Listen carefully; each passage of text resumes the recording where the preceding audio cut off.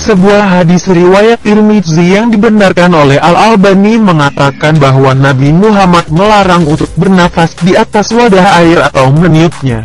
Semakin berkembangannya teknologi sains, akhirnya sedikit demi sedikit mulai terkuak mengapa Nabi melarang umatnya untuk meniup makanan panas. Penyebab pertama larangan meniup makanan ini sangat berhubungan erat dengan sebuah zat kimia yang disebut asam karbonat. Asam karbonat atau H2CO3 adalah senyawa kimia yang sebenarnya sudah ada di dalam tubuh kita, di mana berfungsi untuk mengatur kadar keasaman darah.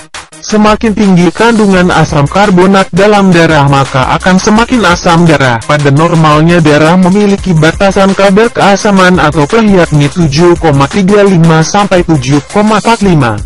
Jika kadar keasaman ini lebih tinggi dari pH normal, maka tubuh dapat berada dalam kondisi asidosis.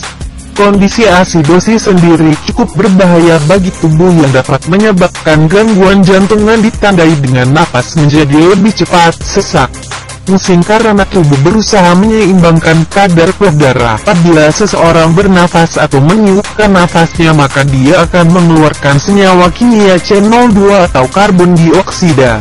Karbon dioksida ini pada dasarnya tidak boleh bersentuhan dengan air, karena jika bersentuhan dengan air yang memiliki susunan kimia H20 akan membentuk senyawa asam karbonat yang berbahaya bagi tubuh.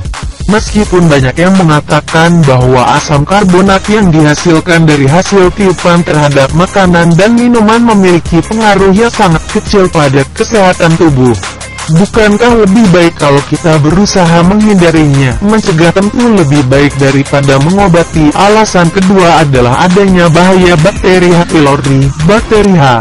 pylori adalah bakteri yang menyebabkan gangguan lambung, mulai dari luka kecil hingga membesar menjadi tukak lambung. Yang mengerikan lagi, bakteri ini dapat dengan mudah menyebar melalui pernafasan. Tentu gangguan lambung adalah penyakit yang sosialis, siapapun bisa terjangkit. Akan sangat bahaya sekali jika seseorang yang memiliki gangguan lambung atau secara tak sadar memiliki gangguan lambung meniup makanan atau minuman yang akan disajikan pada tamu atau pada anaknya. Bakteri itu nantinya akan berpindah dan mengontaminasi makanan atau minuman tersebut dan akhirnya masuk pada tubuh orang lain. Alasan ketiga adalah adanya mikroorganisme, virus dan bakteri yang keluar melalui pernafasan yang menyebar dan menularkan pada manusia lainnya. Tak hanya asam karbonat dan bakteri H. pylori saja yang bisa menular dan menyebar dengan tiupan, tetapi jenis bakteri dan virus lainnya juga bisa menyebar. Sebut saja virus TBC, virus berbahaya yang terkadang tak disadari oleh seseorang yang mengidapnya, yang akan dengan mudah menular melalui droplet dan pernafasan yang intens. Sedangkan makanan atau minuman adalah sesuatu yang jelas akan masuk ke dalam tubuh kita, diserap. Apa saja yang terkandung di dalamnya termasuk nutrisi dan bakteri yang terkandung di dalamnya. Alasan keempat adalah adanya kotoran berada di mulut. Mulut adalah tempat kita menghaluskan semua makanan yang juga dicampur dengan berbagai enzim untuk membantu menghancurkan makanan. Makanan yang hancur tak seluruhnya akan masuk ke dalam lambung. Pastinya ada sisa makanan yang terselip di sela-sela gigi atau menempel di dinding-dinding mulut. Tentunya hal itu berhubungan dengan adab menyajikan makanan pada tamu atau orang lain yang sangat tidak sopan jika kita meniupnya.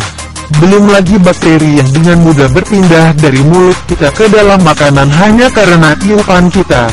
Dari penjelasan di atas tentunya sudah jelas mengapa meniup makanan atau minuman yang panas sangat tidak dianjurkan.